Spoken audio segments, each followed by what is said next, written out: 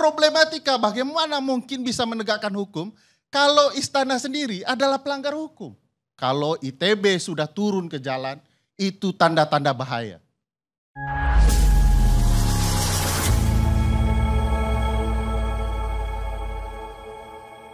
Assalamualaikum warahmatullahi wabarakatuh. Halo sahabat sekalian dimanapun Anda berada. Kali ini ada sebuah penyampaian dari seseorang pakar hukum tata negara yakni Ferry Amsari, di mana di sini beliau ingatkan kepada Presiden kita Prabowo Subianto dan kepada pemerintah bahwa memang saat ini negara sedang tidak baik-baik saja, dan ini terbukti dengan turunnya ITB ke jalanan, di mana sebagaimana yang kita ketahui bersama bahwa jika seandainya ITB sudah turun ke jalanan, maka ini adalah sebagai pertanda bahaya di negara kita memang sedang tidak baik-baik saja. Dan berikut ini adalah penyampaian selengkapnya dari Ferry Amsari. Telah tibalah zaman kegelapan. Menjelang abad ke-14 ketika Romulus Ndasmu Augustinus memimpin Romawi dalam kehancuran. Kenapa Romawi di era keemasannya bisa hancur? Karena muncullah berbagai masalah. Dan juga timbul kehancuran di berbagai ruang politik ketika Kaisar Romulus dengan berbagai cara membiarkan politik menjadi tidak sehat. Seluruh oposan hendak dibunuh. Hastolus dan Tom Lembonglus dibuat dicari-cari permasalahannya untuk kemudian menjadi problematika yang seolah-olah itu adalah hak, benar begitu. Padahal semua adalah permainan dan cerita politik belaka. Para pemimpin lupa bagaimana berbudaya. Ucapan sudah tidak lagi punya makna. Tiba-tiba prajurit dengan telanjang dada memaki anak kecil, lalu dilantik menjadi staf dalam lingkaran istana. Ini apa-apaan? Masih juga bicara soal benar tidak gerakan teman-teman ini. Padahal yang harusnya Anda koreksi, benarkah kami? Sudah jelas-jelas timbul kebodohan, tidak ditemukan siapa penyebab munculnya bambu di tengah laut. Tiba-tiba ada bambu jenis baru itu, bisa tumbuh sendiri. Lalu dianggap selesai ketika dicabut, padahal problematika utama tidak pernah ditemukan. Rencana mengejar koruptor hingga ke Antartika, sampai ke gurun pasir paling jauh. Faktanya tidak ada. Yang dikejar adalah musuh-musuhnya, sementara di dalamnya banyak masalah. Masih juga merasa pintar, memformat kabinet masuk ke Tidar untuk dilatih moral dan kualitas kabinet. Tapi belum sampai 100 hari, sudah kemudian dipecat karena melanggar etik. Masih juga merasa benar. 100 hari ada kekacauan. Ada menteri buat kebijakan. Menterinya Bang Idrus di zaman Romawi tapi. Sabar Bang. Sabar Bang. Menteri Abang buat kebijakan nasional. Tapi tidak pernah digunakan pilot project langsung berlaku nasional. Timbul kekacauan nasional.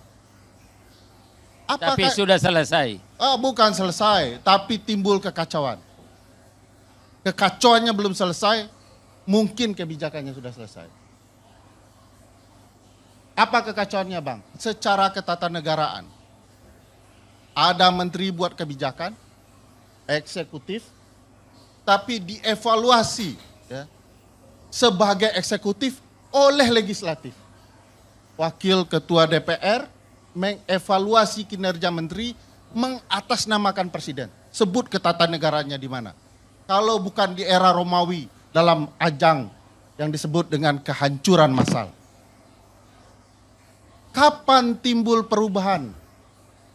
Bang Ade, ketika sekelompok Renesan berdiskusi memperbaiki keadaan. Siapa mereka? Anak-anak muda pembaharuan. Ada Fidel, El Comandante, ada seorang perempuan memimpin ITB, coba bayangkan. Saya ingin kasih tahu kalau ITB sudah turun ke jalan, itu tanda-tanda bahaya. Tapi bukan ngancam kan?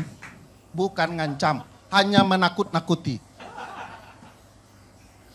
Saya khawatir ya, kalau kita tidak membaca pergerakan dan suasana kebatinan saat ini. Padahal banyak catatan sejarah bahwa Middle East, North Africa mengalami gejolak yang sama dan dibenahi oleh anak-anak muda. Kita ingat kasus Latin, ya, kasus kemudian Lebanon, Yaman, ya, Arab Spring, itu kemarahan anak-anak muda karena kebodohan memimpin bangsa.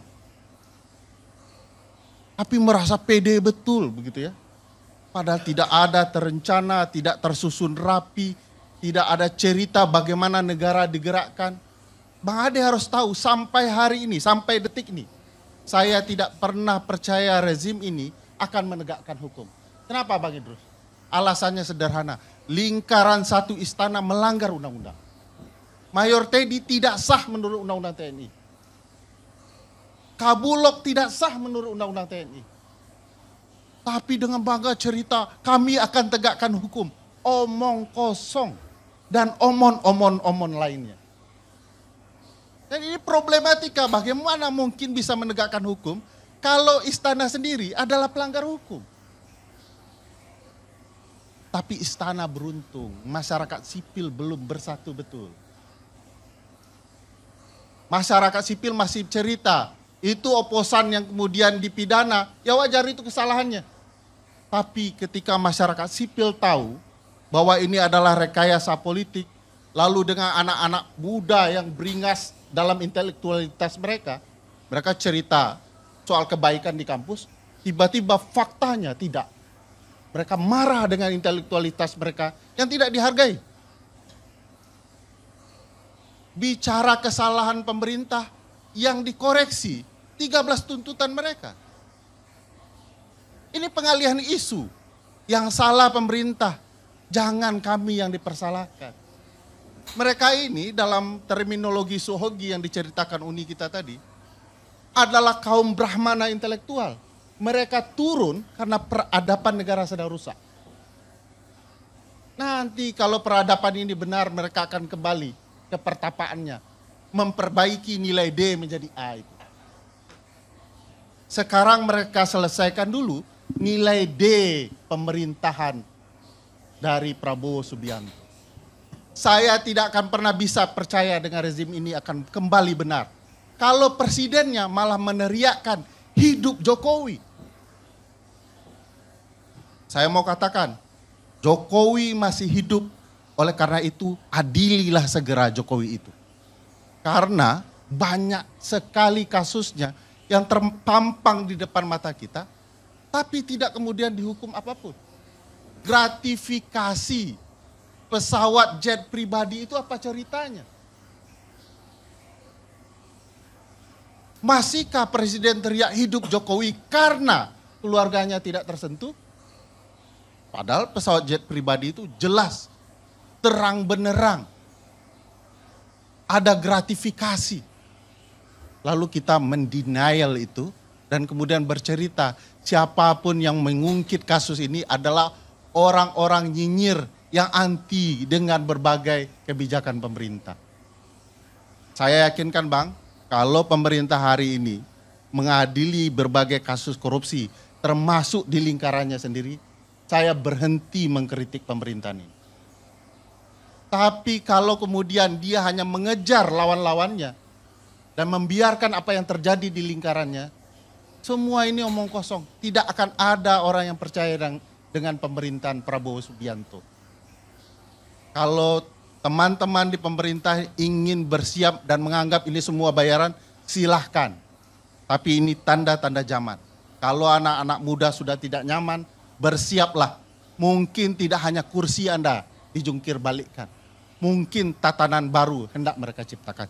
Ya, dari apa yang disampaikan oleh Peri Amsari tadi sangat jelas sekali bahwa memang saat ini negara kita ini sedang tidak baik-baik saja dan harus segera kepada Presiden Prabowo Subianto untuk mengambil tindakan tegas supaya ini bisa kita selesai seperti itu. Baik, demikian yang bisa kita sampaikan dalam video kita kali ini. Semoga ada manfaatnya dan seperti biasa jangan lupa like, share, dan subscribe channel ini supaya tidak ketinggalan update terbaru yang saya update di channel saya Imran Setio Official. Wassalamualaikum warahmatullahi wabarakatuh.